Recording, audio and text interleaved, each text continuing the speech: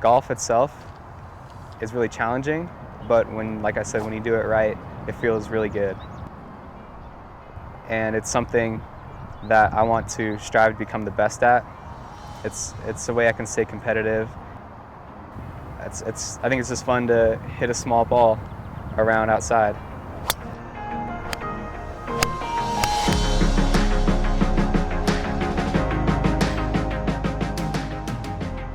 So my dad began taking me to the golf course when I was about 5 years old. He was introduced to the game later in life and picked it up. It was just something we wanted to try together, and we were exposed to the first tee of Denver. Wow, that was massive. That was very. Get in! Dang it, kick you. I'd watch him out on the golf course, and he was limping around, and so I drove up to him the first time I met him, and I asked him if he wanted to ride, and he said he was like, "No, I don't want to ride. I'm fine."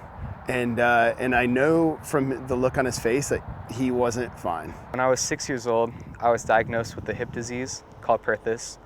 The cartilage in my left hip died, and the bone-on-bone deterioration, growing up, the constant pounding and jumping, running, activities like that, afterwards, I wouldn't be able to move for the most part. And it was something I just toughed out, had to deal with growing up on the baseball field.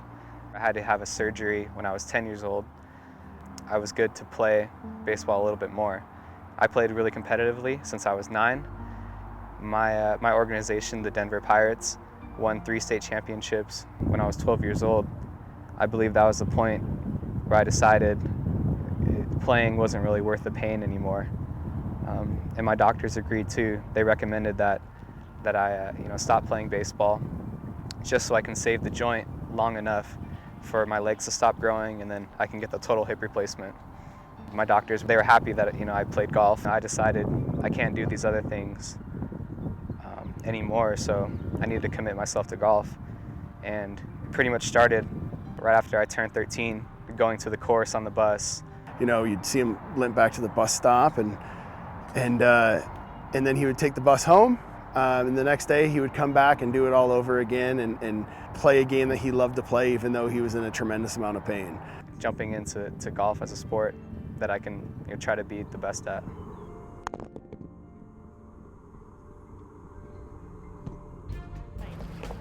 So we're going to do a putting rotation, but we're going to do a couple different drills. The first drill is we're going to get working on rolling our golf ball.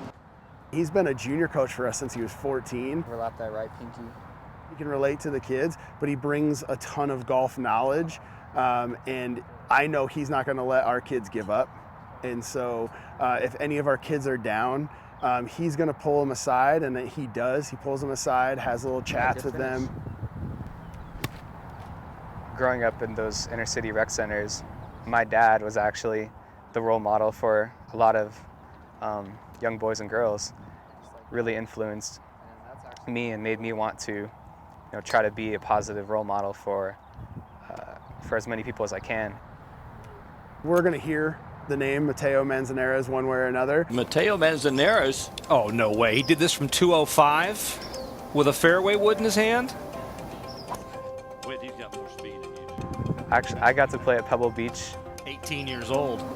And look at this shot. What a shot.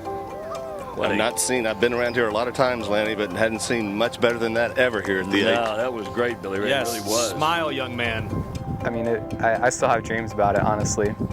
It was such an amazing experience. He certainly does. This will be a great 3 there for Mateo. And one that I think really gave me confidence and propelled me, to be able to keep playing golf at a really high level.